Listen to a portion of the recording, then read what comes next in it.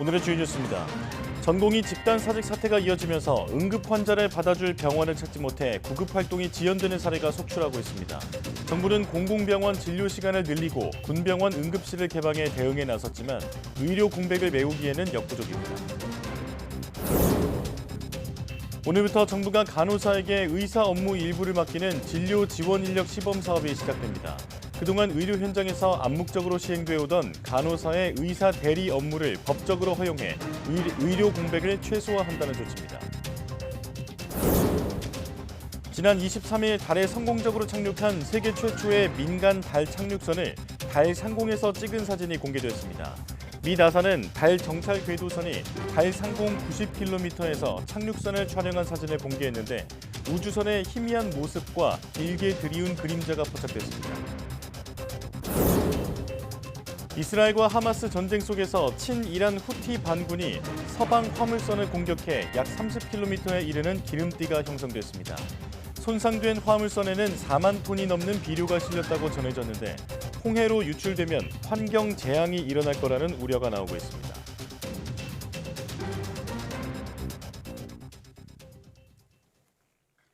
여러분 안녕하십니까? 2월 27일 사이언스 투데이입니다. 전공의들이 집단 사직한 지 일주일이 넘었습니다. 정부가 공공의료기관을 동원해 의료 공백을 메우려 하고 있지만 사태가 장기화하면서 한계에 부딪히고 있습니다. 이미혜진 기자입니다. 서울대병원은 전체 의사 가운데 전공의가 차지하는 비중이 절반가량입니다. 전공의들이 집단으로 병원을 떠나면서 26개 응급실 병상을 모두 가동하고도 10명 넘게 대기할 정도로 혼란이 극심합니다. 중증 환자 위주로 대처하다 보니 예정보다 빨리 퇴원하는 경우도 부지기수입니다. 그리고 우리 이제 퇴원 날짜가 오늘 26일 날이었는데요. 20일 날 갑자기 퇴원이 이루어지더라고. 퇴원해야 된다고. 그래서 병원 사정을 보니까 인력이 없어가지고. 사태가 갈수록 커지자 정부는 공공병원 진료 시간을 최대로 늘리고 군병원 12곳 응급실을 개방해 대응에 나섰습니다. 하지만 적은 인력으로 몰려드는 환자를 대처하기 역부족입니다. 전공의 17이 사직서를 제출한 국립중앙의료원은 평일 연장 근무에 더해 주말에도 문을 열었습니다. 토요일 하루 동안에만 100명 남짓한 환자가 의료원을 찾았습니다.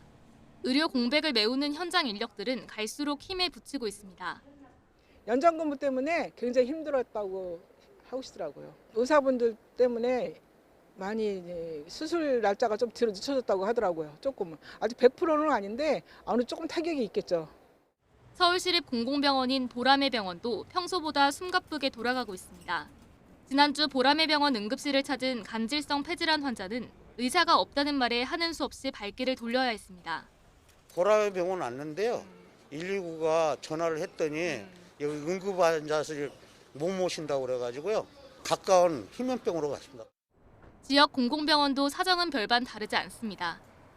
환자가 막 집중적으로 몰리게 되면 아마도 여기서 받아주냐 안 받아주냐 문제일 것이고 환자 가족이나 이제 그 수술하는 사람들은 불편이 많고. 상급 종합병원에서 진료를 받지 못한 환자들 발길이 점차 공공의료기관으로 쏠리면서 공공병원의 업무 부담은 갈수록 가중될 전망입니다. YTN 임혜진입니다. 이처럼 의료 공백 사태가 본격화하면서 우려했던 일이 현실로 나타나기 시작했습니다. 대전에서 80대 응급 환자가 받아줄 병원을 찾다가 구급차 안에서 심장이 멈춘 겁니다. 환자는 이송 1시간 만에야 병원으로 옮겨졌지만 사망 판정을 받았습니다. 이문석 기자입니다.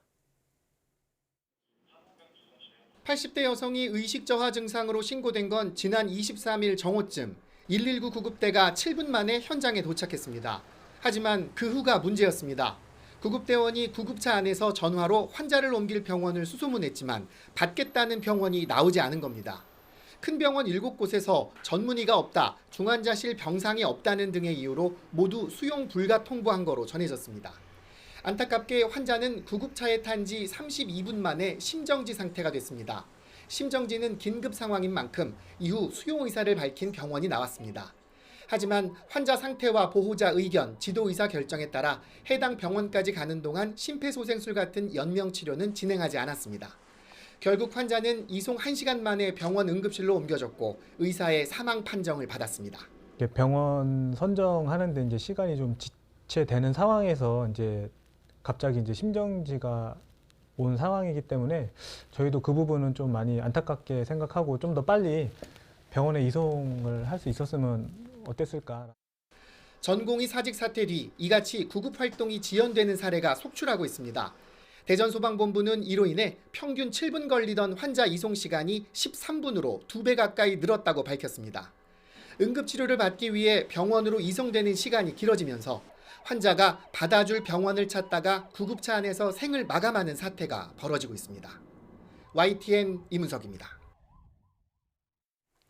의과대학 증원을 놓고 정부와 의료계가 대치 중인 가운데 앞다퉈서 증원 수요를 제출했던 의과대학들은 한 발 빼는 모습입니다. 증원 신청 기한을 연기해달라며 제출을 미루려는 움직임에 교육부는 즉각 불가 입장을 밝히고 예정대로 진행하겠다고 압박했습니다. 김현아 기자입니다. 의대 증원과 관련해 현재 정부는 대학별 증원 수요 조사를 다시 진행하고 있습니다. 앞서 대학들은 현재 시설로도 2,000명을 더 교육할 수 있다고 답했는데 교육부는 4일까지 증원 희망 인원을 최종 확인한 뒤 대학별 정원 배정을 시작할 계획입니다. 그런데 전국의 의과대학 학장들이 정원 신청 기한을 연기해달라고 요청했습니다. 사회적 합의를 끌어낼 때까지 기한을 미뤄달라는 건데 교육부는 즉각 불가 입장을 밝혔습니다. 대학 수시 일정을 놓고 역산한 최후의 데드라인이라 조정할 수 없다는 겁니다. 정원 수요 조사를 거부하는 건 사실상 불가능하고 대학별로는 의대 정원을 대폭 늘리려는 곳들도 있어서 교육부는 이번 조사에서도 최소 2,000명 이상 증원 신청이 나올 거라고 예상하고 있습니다. 이런 가운데 이주호 부총리는 10개 국립대 병원장들과 만나 전공의 복귀를 설득해달라고 요청했습니다. 상상할 수 없는 국립대 병원 운영의 축소로 인해 국민들이 매우 불안해하고 계십니다. 출근하지 않고 있는 전공의들이 어려움을 겪고 있는 의료 현장을 더 이상 외면하지 않도록 설득해 주시기 바랍니다. 특히 의대 교육을 위해 각 대학의 과목별 교수를 늘리고 필수 의료와 실습 교육도 전력 지원하겠다고 밝혔습니다. 정부가 의대 증원 계획에 변동은 없다는 입장을 고수하는 가운데 다음 달 4일 최종 수요 조사가 끝나면 사실상 증원 숫자는 돌이킬 수 없게 되는 만큼 의료계의 반발도 격렬해질 전망입니다. YTN 김현아입니다. 오늘부터 간호사가 의료기관 내에서 하는 의료 행위는 법적으로 보호됩니다. 의사 집단행동 중앙재난안전대책본부는 전공의 이탈로 인한 종합병원 의료 공백의 상당 부분을 간호사가 담당하고 있는 점을 고려해 간호사를 대상으로 보건의료법에 따른 진료지원 인력 시범사업을 시작한다고 밝혔습니다. 또 의사 집단 행동으로 인해 중대한 피해가 발생할 경우 현장 확인과 신속한 조치를 위해 중수본에 즉각 대응팀을 설치 운영하고 대전 80대 사망 사건에 대해서는 관계기관 합동 현장 조사가 진행 중이라고 밝혔습니다. 중대본은 더불어 근무지를 이탈한 전공의는 29일까지 복귀해달라고 다시 한번 강력히 요청했습니다. 중대본은 생사의 기로에 있는 환자들과 힘겨워하는 동료 의료진들이 애타게 기다리고 있다면서 정부는 언제든 대화할 준비가 돼 있는 만큼 29일까지 돌아와달라고 당부했습니다. 또 29일까지 돌아오지 않으면 3월부터는 미복귀자에 대한 면허 정지 처분과 관련 사법 절차 진행이 불가피하다고 경고했습니다. 경부고속도로에서 대형 화물차 무게를 지탱하는 보조바퀴 가변축이 빠지면서 고속버스를 덮쳤습니다. 타이어를 교체한 지 얼마 안 됐거나 가변축을 자주 사용하지 않는 경우에는 소홀한 점검이 대형 사고로 이어질 수 있습니다. 우종훈 기자입니다. 지름 1m가 넘는 크기의 무게 80kg 타이어가 고속버스 안을 아수라장으로 만들었습니다. 휴일 오후 손쓸 새도 없이 반대 차선에서 날아든 타이어에 60대 버스기사 등 2명이 숨지고 13명이 다치는 등 대형 사고로 이어졌습니다. 기사들이 갑자기 아래 내리면 제 타이어가 날아오면서 제 뒤쪽으로 이제 지나간 거예요. 그러면서 의자 아마 5개 좌석 정도까지 한꺼번에 이렇게 치어 들어가 버렸거든요. 경찰 조사 결과 이번 사고는 25톤 트레일러에 가변축이 빠지며 발생한 것으로 확인됐습니다. 가변축은 대형 화물차 적재물이 무거우면 지면과 맞닿도록 위치를 조정해 하중을 분산하는 역할을 하고 평소엔 땅과 떨어져 있는 보조 타이어입니다. 빠른 속도로 달리는 고속도로에서 화물차 타이어가 빠지는 사고는 이번처럼 대형 인명피해로 이어질 가능성이 큽니다. 실제로 지난 2018년 서해안 고속도로에서는 25톤 트레일러에서 빠진 바퀴가 마주오던 승용차를 충격하면서 1명이 숨지고 3명이 다쳤습니다. 당시 화물차는 사고 사흘 전 타이어를 교체했는데 타이어가 차에 제대로 고정되지 않았던 걸로 드러났습니다. 재작년 10월 중부 내륙고속도로에서도 곡선 구간을 달리던 화물차에서 타이어가 떨어져 나와 다른 차량으로 아찔하게 굴러가는가 하면 남해고속도로에서는 화물차 바퀴가 빠지면서 오중추돌로 이어지기도 했습니다.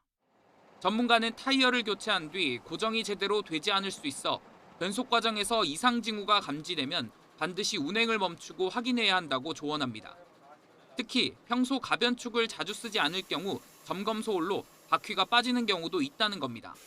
타이어가 빠져나왔을 때 그것을 인지하고 사실은 경로를 바꾸기가 쉽지가 않아요. 그러다 보니까 대형 사고로 이어지기가 쉽고요. 화물차 타이어에 대해서는 전체적으로 매번 운행하시기 전에 한 번씩 점검을 해주시기를 부탁드리겠습니다. 경부고속도로 사고를 수사하는 경찰은 가변축이 빠진 원인을 조사하기 위해 국립과학수사연구원에 정밀감정을 의뢰할 예정입니다. 부산에서 경기 용인시로 가던 화물차가 과적이나 과속을 했는지도 조사할 방침입니다. YTN 우종훈입니다.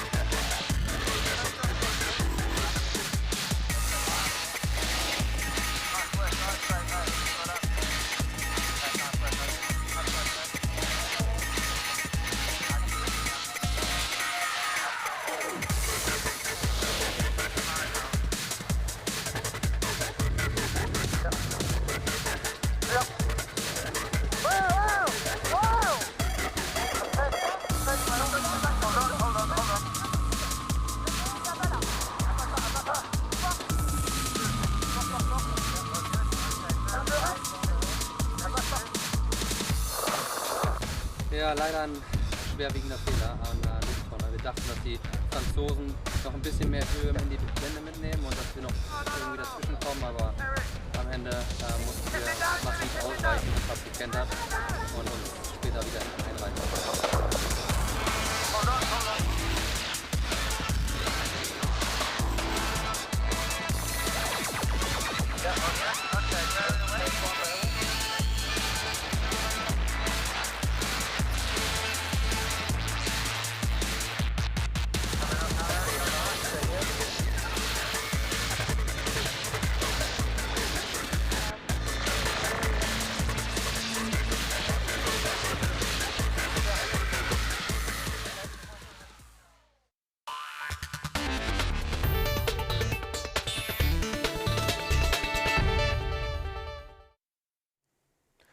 올해 5조 원 넘는 R&D 예산을 삭감하며 과학기술계와 마찰을 빚었던 과학기술정보통신부의 1, 2차관과 함께 3차관이라 불리는 과학기술혁신본부장까지 한꺼번에 바뀌었습니다. 3명 모두 과기부 관료 출신으로 일단 조직 내 거부감은 덜한데 침체된 과학계 분위기를 끌어올릴 수 있을지는 지켜볼 일입니다. 양회영 기자입니다. 33년 만에 R&D 예산 삭감으로 과학기술계는 한마디로 쑥대밭이 됐습니다. 이공계열 대학에서는 진행하던 과제가 살아남았는지 묻는 게 인사가 됐고 아예 연구원들이 현장을 떠나는 일도 부지기수가 됐습니다. 더욱이 과학기술인을 설득해야 할 조성경 전 차관은 R&D 카르텔을 공개 언급하면서 오히려 반발을 더 키웠습니다. 이런 가운데 이례적으로 과학기술정보통신부 차관급 인사 3명이 동시에 교체됐습니다. 과기정통부 1차관에 이창윤 국가과학기술자문회의 지원단장이, 2차관에는 강도현 정보통신정책실장이, 과학기술혁신본부장에는 유광준 과학기술혁신조종관이 임명된 겁니다. 모두 내부 인사라는 점에서 우선 과기정통부 직원들은 환영하고 있습니다. 차관으로서 더 불필요한 일 없이 3명이서 더 열심히 해서 장관을 보좌해가면서 나갈 수 있을 거라는 믿음과 기대였던 것 같습니다. 가장 큰 관심인 올해 R&D 예산에 관련해서는 증액 방향으로 갈 것이라고 밝혔습니다. 저희들이 분명히 말씀드릴 수 있는 것은 필요한 곳에 예산이 부족하다면 분명히 그곳에는 필요한 만큼의 예산을 집어넣도록 하겠습니다. 저희들 잘 현장과 소통하면서 좋은 사업들 많이 발굴하고 전략적인 R&D, 인력을 키우는 R&D 저희들 잘 준비하도록 하겠습니다. 3명 모두 과학기술계 현장과 더 많이 소통하겠다고 밝혔는데 이창균 1차관은 R&D 과제를 기획하고 평가하는 연구재단을 찾았고 강도현 2차관은 사이버 보안 체계를 점검하는 것으로 첫 일정을 보냈습니다. 과학기술계 오래 몸담은 내부 관료들이 전면에 나서 일단 조직 분위기는 나쁘지 않은 것 같습니다.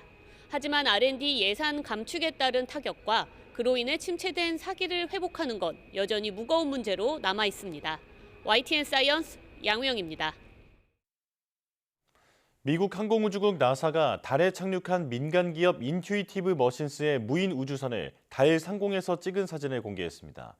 나사는 달 궤도를 비행하는 정찰 궤도선이 지난 24일 달 표면의 90km 상공에서 오디세우스를 촬영했다고 설명했습니다. 공개된 사진에서 화살표로 표시된 지점에는 좁쌀 크기의 우주선이 그림자를 들이우고 있지만 워낙 먼 거리여서 확대한 이미지에서도 우주선의 선명한 모습을 보기는 어렵습니다. 인투이티브 머신스는 오디세우스가 현재 있는 곳이 목표했던 달의 남극 말라퍼트 A 지점에서 1.5km 정도 떨어진 곳이라고 밝혔습니다. 일본 우주항공연구개발기구 작사가 25일 만에 통신이 재개된 달 탐사선 슬림이 촬영한 달 표면 사진을 공개했습니다. 슬림이 전송한 사진에는 달 표면에 암석 등이 흩어져 있는 모습이 선명하게 찍혀 있습니다. 슬림은 지난달 20일 일본 최초로 달에 착륙했지만 기체가 기울어 태양광 발전을 할 수 없게 되면서 2시간 반 만에 가동을 중단했습니다.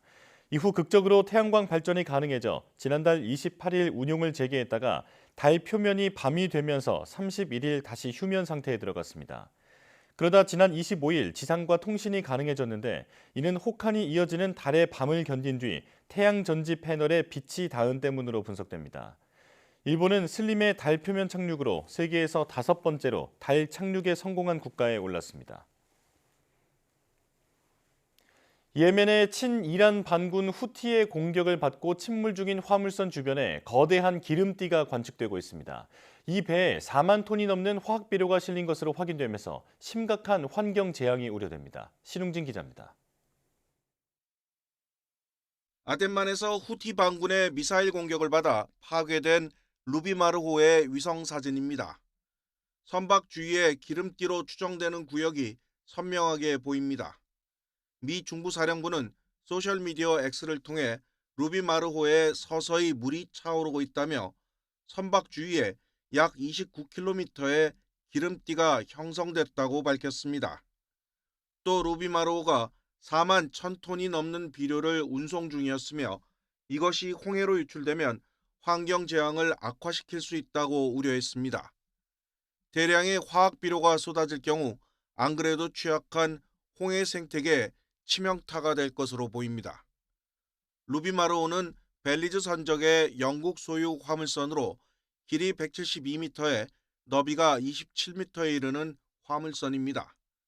아랍에미리트를 출항해 불가리아로 가다가 지난 19일 홍해에서 후티 반군의 미사일 공격을 받아 선원 24명 전원이 배에서 탈출했습니다.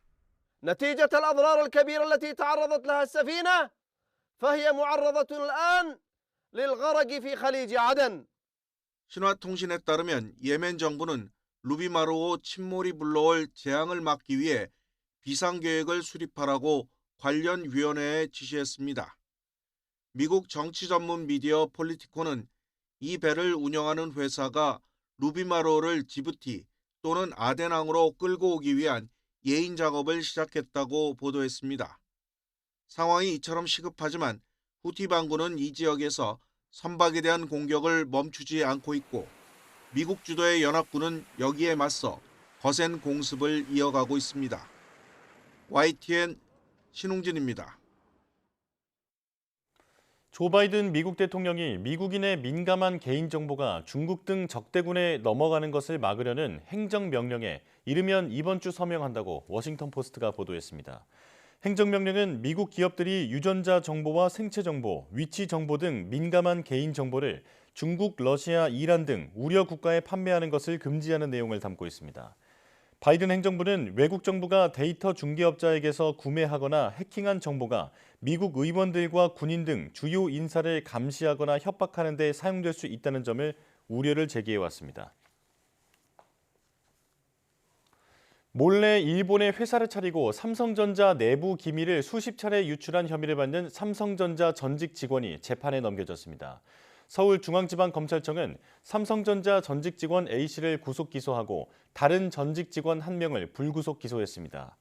A씨는 삼성전자 지적재산센터에 근무하면서 일본인 동업자와 일본 현지의 컨설팅 업체를 차리고 삼성전자 내부 기밀을 최소 91차례 유출한 혐의를 받습니다. A씨가 유출한 자료에는 삼성전자가 사들인 특허 정보와 특허 관련 법적 분쟁 대응 방안 등 기밀이 담겨 있는 것으로 전해졌습니다.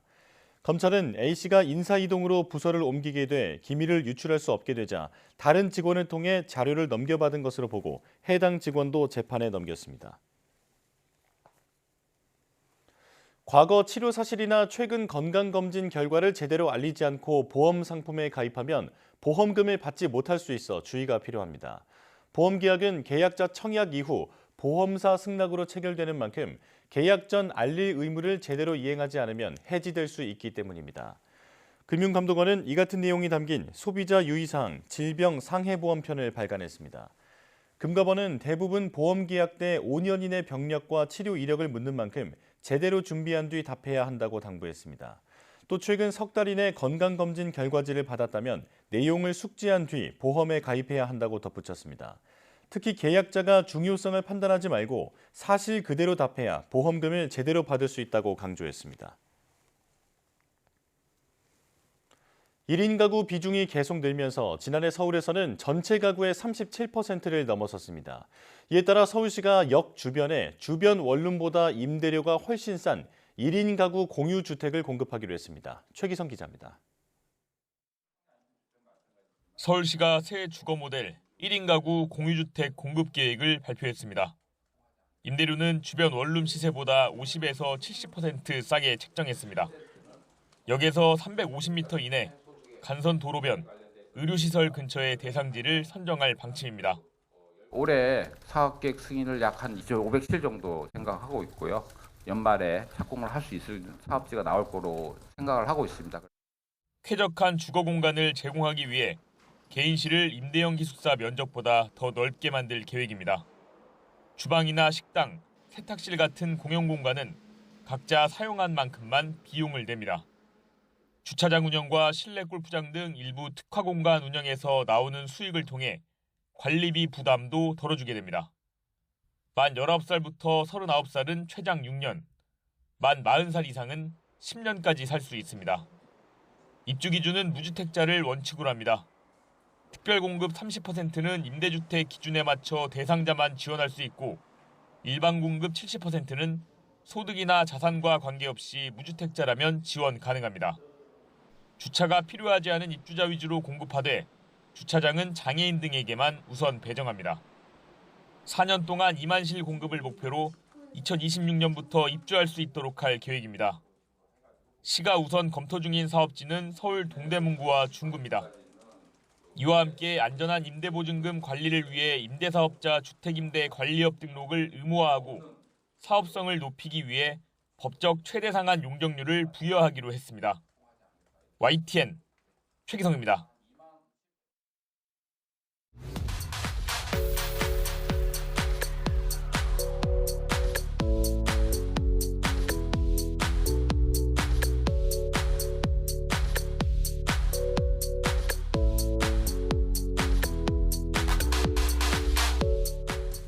보험에 가입할 때 과거 병력이나 현재 건강 상태 등을 제대로 알리지 않은 경우 추후 보험금을 받지 못할 수 있다는 소식 전해드렸는데요.